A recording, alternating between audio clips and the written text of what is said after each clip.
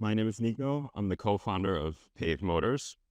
As big motorbike enthusiasts, my brother and I shared the deep desire to have a true impact on the adoption of electric motorbikes in urban environments.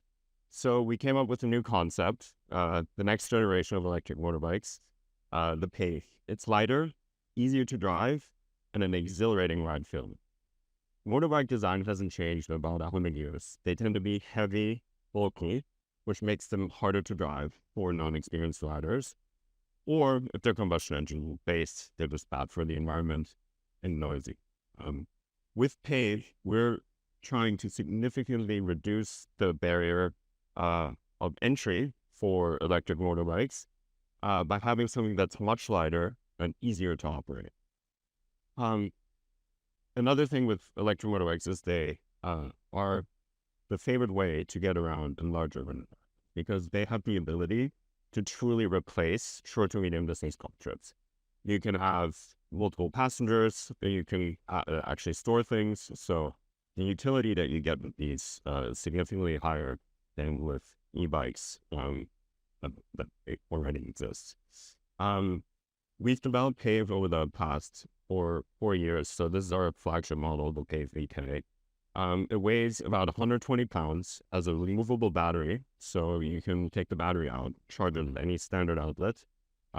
Charge time is about an hour to 80%, and each charge gives you 50 miles of range. For Pave, you do not need to have a motorcycle license, so it just falls right below the motorcycle class. Top speed's capped at 30 miles per hour.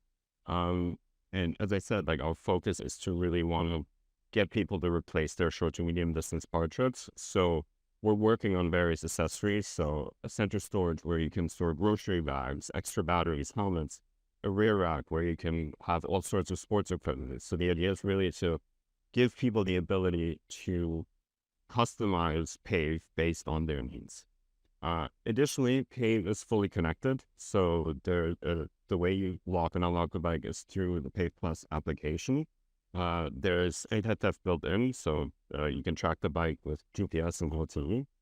And using our digital key system, we're going to give people the ability to actually share Pave with other people on the network. So in the long run, we aim to create a P2P mobility sharing community where owners can monetize their Pave and Pave members can ride Pave wherever they are in the world.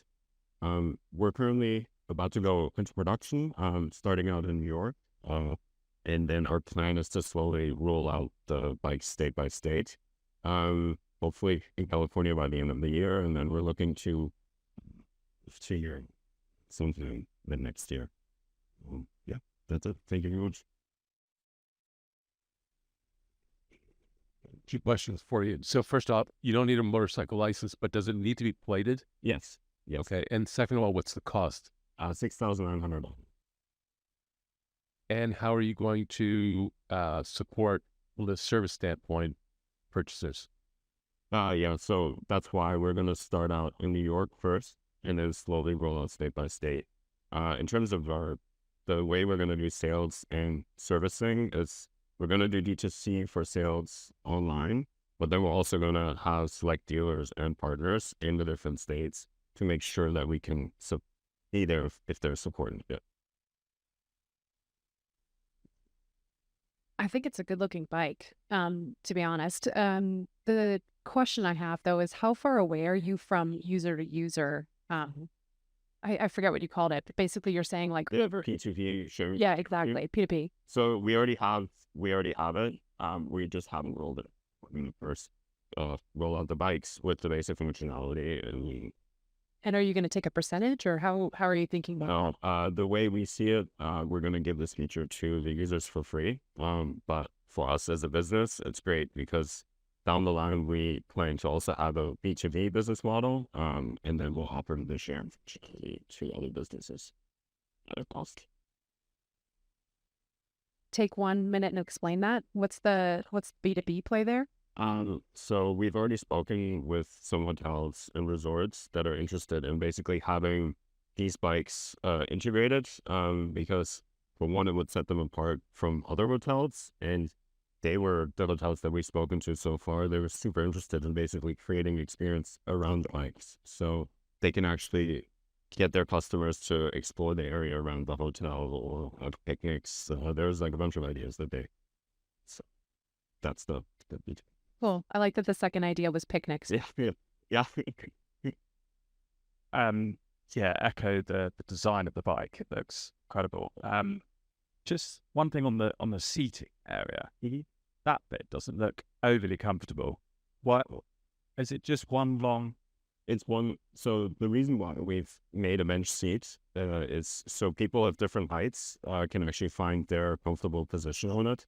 We've had very tall people and shorter people ride the bike and feel comfortable on it, just because taller people tend to sit further back, shorter people tend to sit further in the front. So it really gives all sorts of people a really comfortable ride. And then the second thing is that it does fit two people, so you can scoot up and two people. So. Great. Thank you so much. Let's do another round of applause. Okay.